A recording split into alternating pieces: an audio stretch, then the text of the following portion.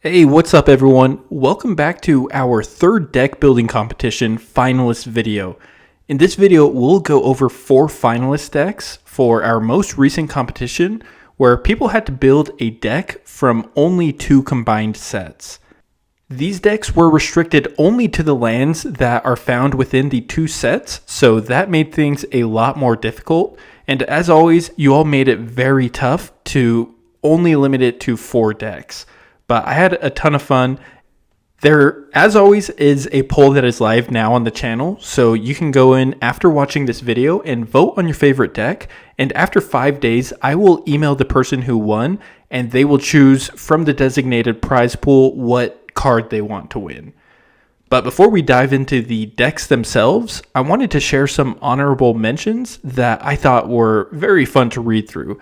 There was a Roxanne Starfall Savant deck that used the mana doubling ability from Roxanne to take advantage of a ton of power stones and powerful artifacts from the Brothers War bonus sheet.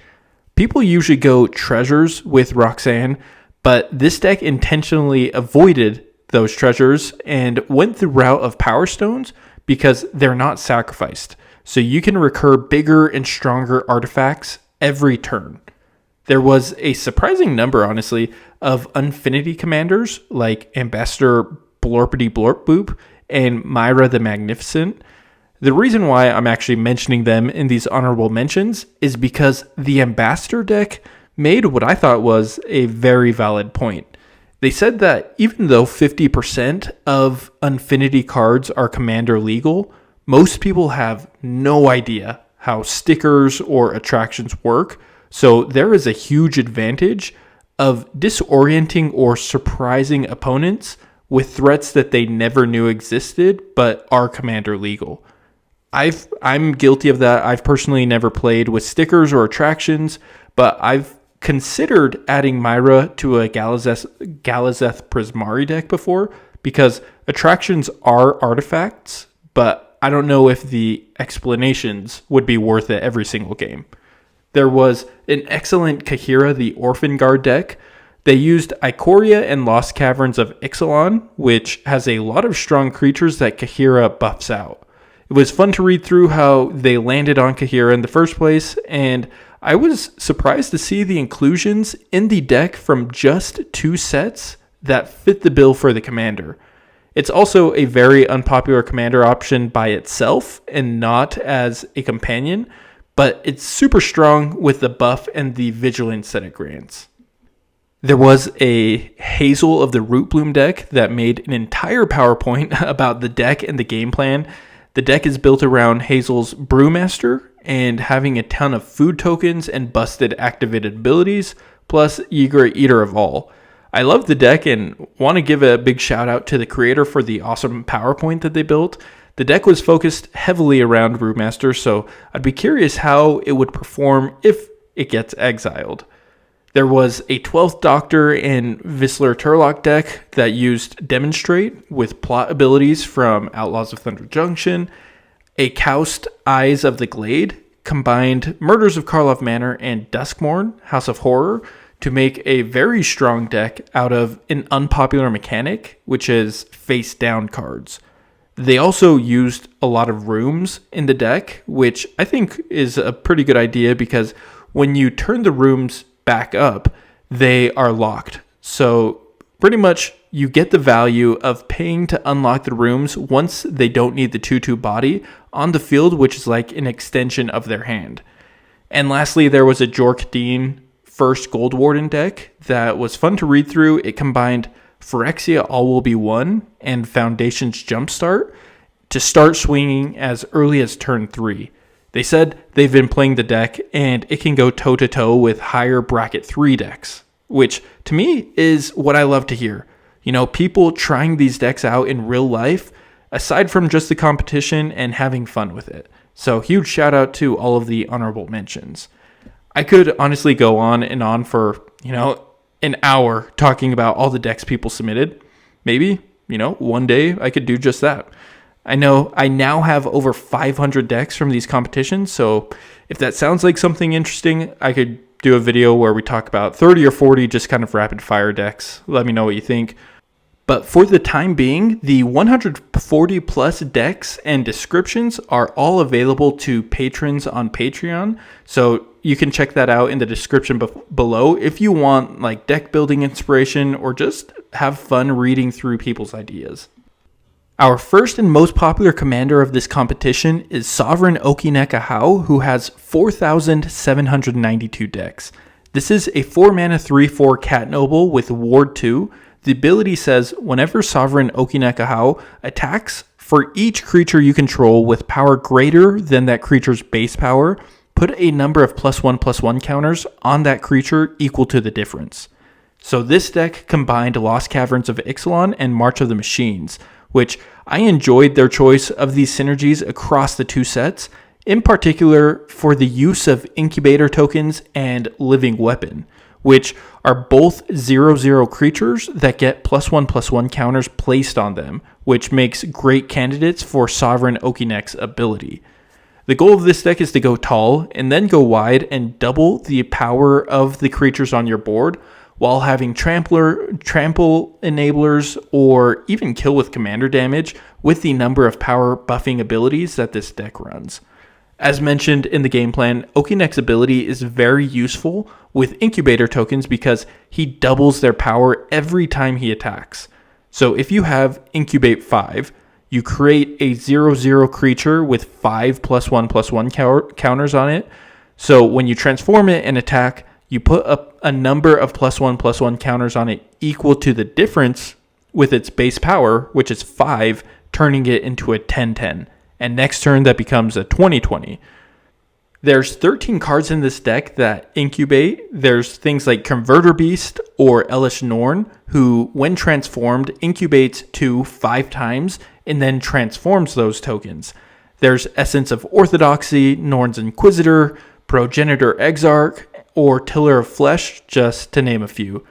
Other 0/0s in this deck, there was a 3-fold Thunderhulk, which enters with 3 +1/+1 counters on it, and whenever it enters or attacks, it creates a bunch of gnomes equal to its power, so that gets doubled, and it creates more creatures every time it attacks.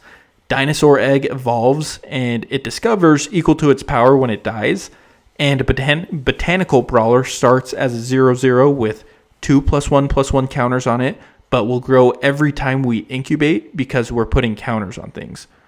March of the Machines, honestly, is a great set for +1/+1 counter synergy. There's cards like Ozolith, the Shattered Spire, to increase the number of counters given. There's Dusk Legion Duelist to draw cards when it receives counters. And this deck also runs a lot of Explore cards from LCI. So we have many ways to get Dusk Legion Duelist to have counters on it. Kami of Whispered Hopes is a classic that gets a lot bigger and doesn't even need to attack to get the counter doubling effect from Sovereign Okinec. There's 2 other things that I'll mention. Backup was a really fun include in this. It's a buff ability because it puts a +1/+1 counter on it, and I think it's super underrated. There's things like Conclave Sledge Captain, who has backup, which is awesome. And this one in particular is really good with the commander because it effectively can quadruple the power of the creature in a single turn. You could either put 3 +1 counters on one single creature or 1 on 3 different ones. And so you get that ability of the backup and then Sovereign Okinec's buff. And if they, with the trample, actually get through and deal damage, then they're getting even more number of +1/+1 counters placed on them because of the backup ability. There's also Doomscar Warrior that grants trample and can dig deep to fill your hand with creatures or land cards. And the last thing that I'll mention is that Lost Caverns of Ixalan has great artifacts to support an artifact strategy because incubate tokens are artifacts. There's Thousand Moon Smithy, which creates a gnome with a construct's ability pretty much, but it's even stronger because it counts creatures too. You can then tap 5 untapped artifacts to flip this and create one of those really strong gnomes every time you use the land to cast a creature or an artifact spell. Illustrious Wanderglyph creates a buff when you have the City's Blessing and creates a token at each upkeep. And Lost Caverns of Ixalan is also home to the infamous Roaming Throne. I think this was a very well built deck that takes a lot of overlooked abilities to create a strategy with a strong synergy that is supported across multiple abilities. Like I mentioned, there's Backup, Incubate, Explore, and many others. Up next, we have Grand Warlord Radha, which is a commander with 863 total decks. This is a 4-mana 3/4 with haste and an ability that says whenever one or more creatures you control attack, add that much mana in any combination of red and or green. Until end of turn, you don't lose this mana as steps and phases end. Radha is super fun. I've played it a few times, and a large portion of decks go the extra combats route, which isn't really available in this deck, but rather this deck chose Gatecrash and Dominaria as the two sets to build from. The main goal of the deck is to use Radha's ability to fuel Blood Rush cards, which is a super unpopular mechanic that I honestly can't recall the last time that I saw someone play Blood Rush. You know, I have some cards, but I've never actually used them, so it was fun to read through this. There's 11 Blood Rush cards in the deck, and I think it is an excellent mechanic for Radha's ability in particular. You know, there's things like Goreclan Rampager, which gives a creature +4/+4, and Trample until end of turn for only 2 mana. Scar Goliath gives +9/+9 and Trample at instant speed. Wasteland Viper gives Death Touch for a single green mana, and Wrecking Ogre gives a creature +3/+3 and double strike until end of turn. The others, are helpful, beneficial, but I'm not mentioning them specifically because the other stat lines are nice, like 5/5/4, or some smaller ones with abilities like First Strike. This deck also runs 8 other combat tricks like Burst of Strength, there's Run Amok, Wild Onslaught, Gruel Charm, Gift of Growth, and Fervent Strike. When I emailed the owner of this deck, they said that this deck benefits a lot from sandbagging, or in other words, not playing all your tricks at once. They also said that they can benefit just as much casting these combat tricks on an opponent's creature as much as their own. So if anyone has ever played with or against a Slicer or an Alexios deck, then you know that combat tricks on an opponent's attackers against your opponents can be equally devastating to get the job done as if you cast them on your own. You notice that some of those combat tricks also untap attackers or whoever you choose to cast it on, so people will always be wary to attack you because they know you have something in your hand and you could untap it to block their creatures. Aside from Blood Rush and combat tricks, don't get me wrong, like this deck does still run a lot of big creatures. There's things like Giant Ataphage, which can keep making huge copies of itself. We have Hellkite Tyrant, which can do work, especially with some haste enablement from these combat tricks. Molten Primordial is a fun one that steals a creature from each opponent, and then when you attack with those creatures, that adds 3 mana to your mana pool. Even if Verdant Force is cast in your second main phase, by the time your next turn comes around, it will have made 4 tokens that are ready to, add mana by attacking.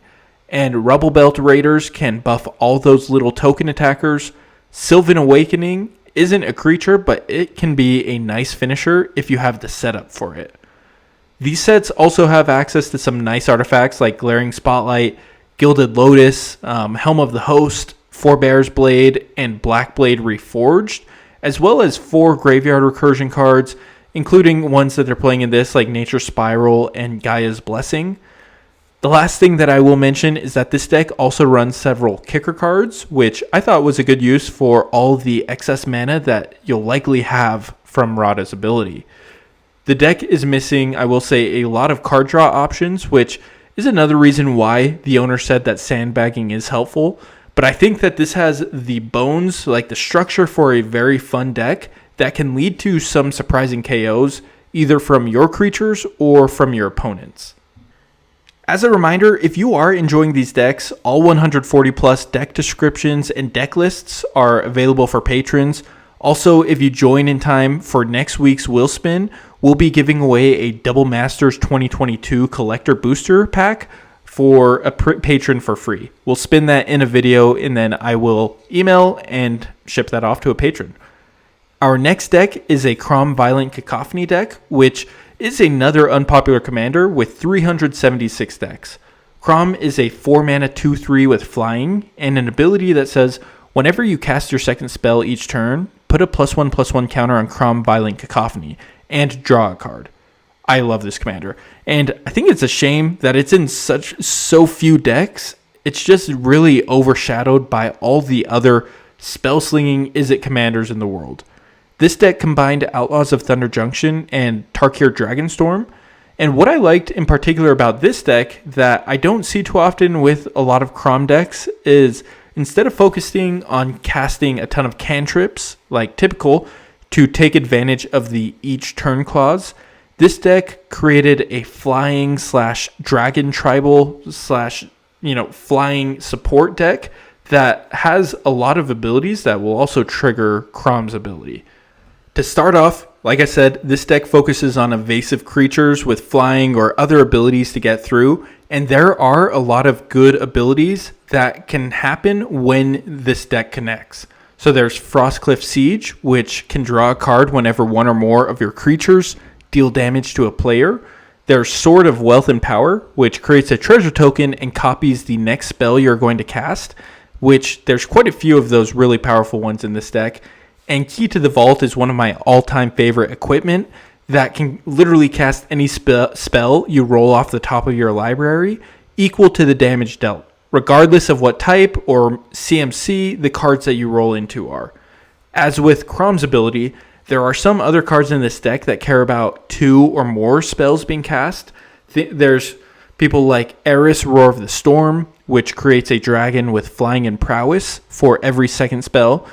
Razzle Dazzler is one of those creatures that I talked about that can be evasive. So if you plug in one of those equipment and you cast a second spell, then unless someone removes it, that creature's getting through.